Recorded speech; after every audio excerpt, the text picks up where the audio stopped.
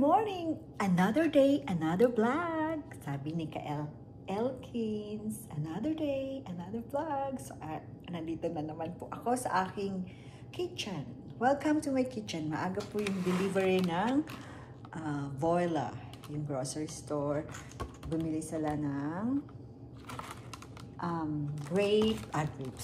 strawberry and blueberries. And then, ngayon, may lulutuin na naman ako. Everyday meatballs. Pero this is the healthier version. Yan. Ito ang ating lulutuin ngayon. At gagawin ko na at busy na naman ang araw ko. 1 o'clock, kailangan kong dalhin yung bunso sa nail salon. Kasi naka-manicure siya, bukas may comp siya sa dance, hindi po pwede yun. And then 2 o'clock, I have to go back to school para kunin naman yung isang alaga ko. And then 3 o'clock, I have to drive them to dance. Busy, kaya gagawin ko na po ito. Samahan niyo po ako. Let's do this. Flaxseed. Yan. Parsley. This is the red flakes chili. Onion. Wala akong garlic na fresh, so I'm using this. Kosher salt. 2 eggs. Yan. Wash hands first. Yan, wash muna tayo ng hands.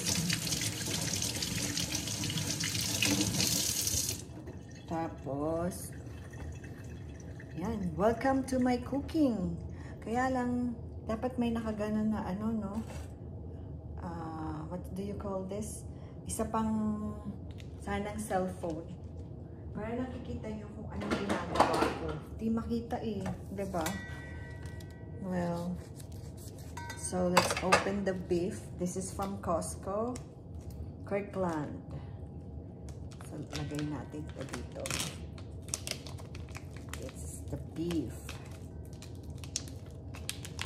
Yan. Tapos mamaya may lulutuin pa ako naman sa mga bata. At bukas sila ay busy. Yan. So, I need a fork. We need to do is ilalagay na natin lahat. So, this one, flaxseed. So, 1/3.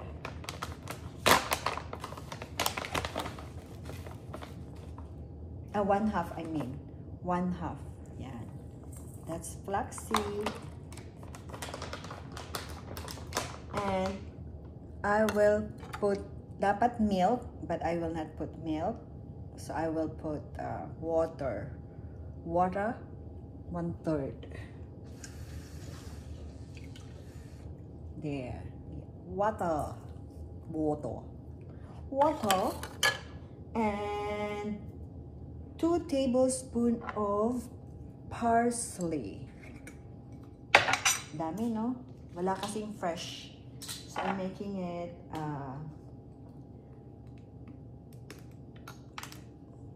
like the dried one. So, 2 tablespoons. Yan. Pasensya na.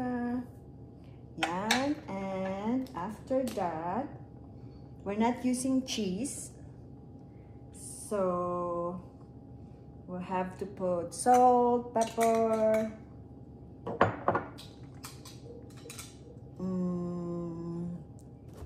2 teaspoons of salt, or a little, just a little bit. Yan. Then pepper. Onion, 1/2. Dami. Pasensya na.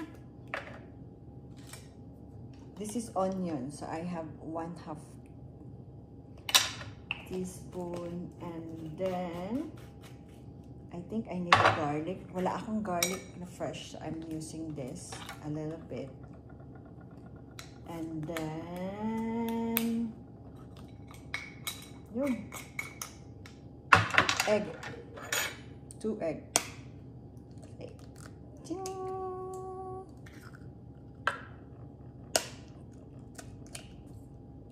And mix it. We'll mix it. Okay. Mix it po ng pork. It's okay. Diba? Yan. Mahirap. Hindi mo nyo makita eh. Yan. Mix natin. Mix, mix, mix.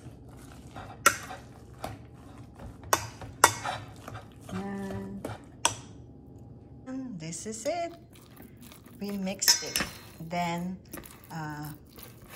to-form po natin tong mga meatballs na mga ano lang 1 inch ang kapal, 1.5 inch. Tapos freeze natin, ilagay natin sa fridge for 30 minutes para pag nilagay natin sa tomato sauce hindi siya magsumabog kasi flaxseed yung ginamit natin, hindi naman breadcrumbs. Yan. Gagawa na tayo ng balls. Ball. Mga ganyan. Pwede na siguro. Lagay natin dyan. Diba?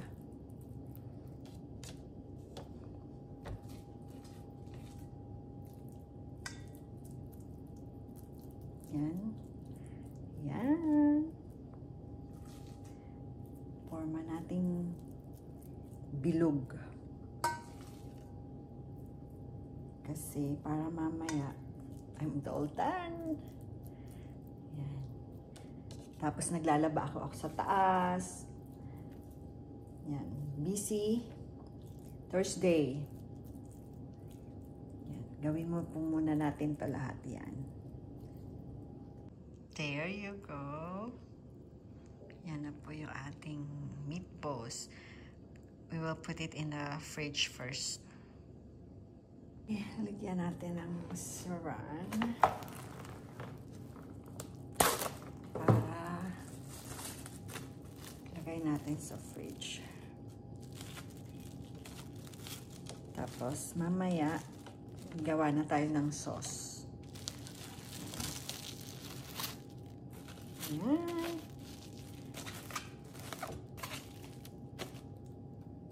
For 30 minutes.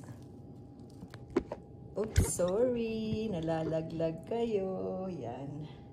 Hugas lang tayo.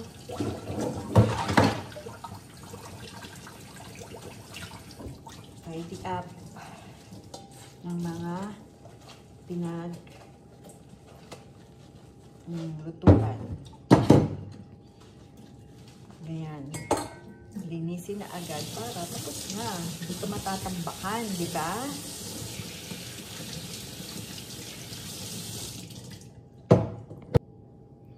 Yan.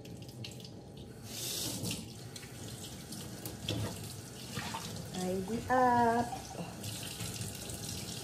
Dapat pala ni-live ko na lang to habang ako'y tapos nakikipag-usap ako sa inyo.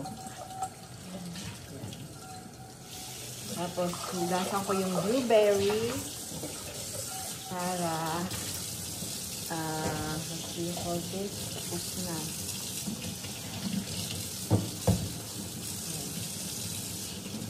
Itong mga straw, kailangan linisin kasi ano to sa smoothie, ang yan, gagamitan mo dapat ng ganito kasi yan, ang dumi niyan sa ano ba yan? Sa loob. Kailangan mayroon kayong ganito. Kasi yan ang tapos, I have brush for this. Yan, para malinis. Yan. Diba? Yan. Linisin lang natin. Tapos, after this, we are washing the blueberries and strawberries. Maulan po ngayon, pero medyo sumisikat na yung araw. Yan. Ito ko po ilalagay yung mga blueberries. Malakas kami sa blueberries kasi ito yung binabaon ng amo kong lalaki. Yan. Ilalagay niya po ito sa yogurt niya. With chia seed, flax seed. Yan. Yan. Tapos, ano natin? Hugasan.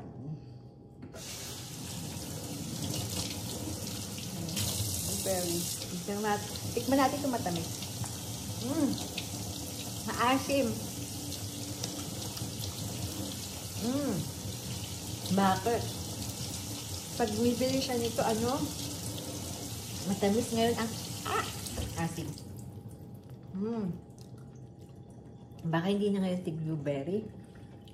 Maasim po. Pero maganda daw po ito sa katawan kasi antioxidant.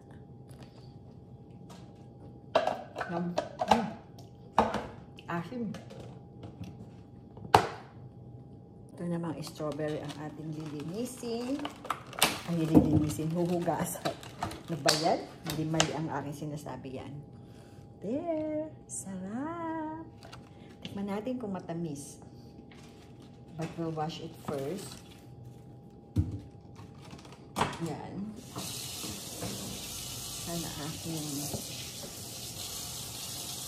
Sana matamis. Pero hindi ko alam. Tikman natin. Ayan.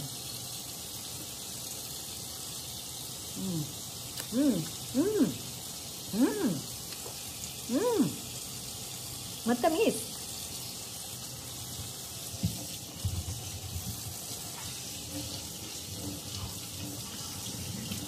Matamis. Yan. Matamis, pero baka maubos natin ito eh.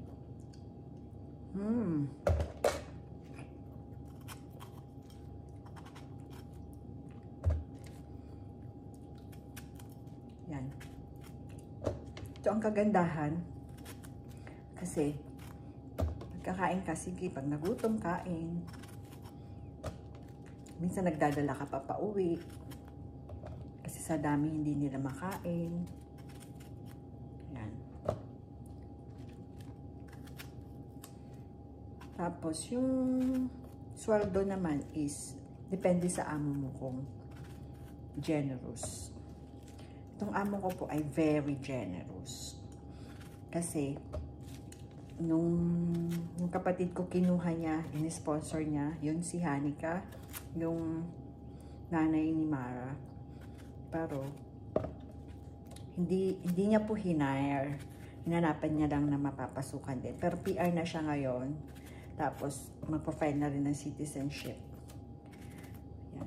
Kasi sabi niya, tita, hindi siya, kumbaga dapat siya ang papalit sa akin, pero hindi. Hinanapan na lang nila. Ginawa niya lahat yun. Yan. Pero wala na yung sponsorship eh. Tinigil na kasi yung live-in caregiver program. Kaya mahirap na yun. Binalit nila ay mga student. Yan.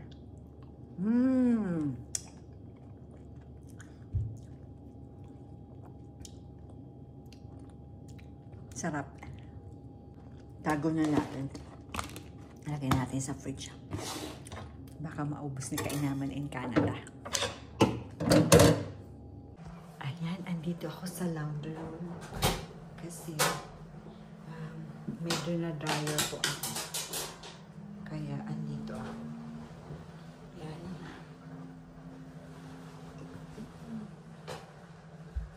6 sila, diba? 4 ang anak niya, pero yung isa, nasa university na. Kaya, ano na lang, 5 na lang ang nandito sa bahay. Pero ang dami pong labahan. Kaya hindi pa nila, kumbaga, dapat ako, pwedeng, hindi na nila kailangan ng full time. Pero sa dami ng everyday laundry, hindi kakayanin. Hindi kakayanin ng amo kung siya lang ang gamit. Kaya kailangan talaga pa nila ng full time. Tapos, dami activities ng mga bata. Ay, nag-work sila pareho. Kaya, kailangan nila ng full time. Ayan, may tumatawag yung amo ko. Wait. Ayan, kakatawag lang na amo ko. Kasi, di ba yung bunso ay magpapa-nail salon. Ang gusto kasi noon is 1 o'clock kasi alanganin ang sundo ko sa pangalawa ng 2 o'clock. So, bali, ang available daw ng nail salon is only 1:30. So, hopefully, matapos siya ng 30 minutes kasi I have to pick up Marley for 2 o'clock. Yan. Kaya tumawag siya. Sana. Pag hindi, iwanan ko siya doon, pick upin ko si Marley, tapos balikan ko siya. Ganun na lang. Busy day. Pero no complaints. That's life and that's work.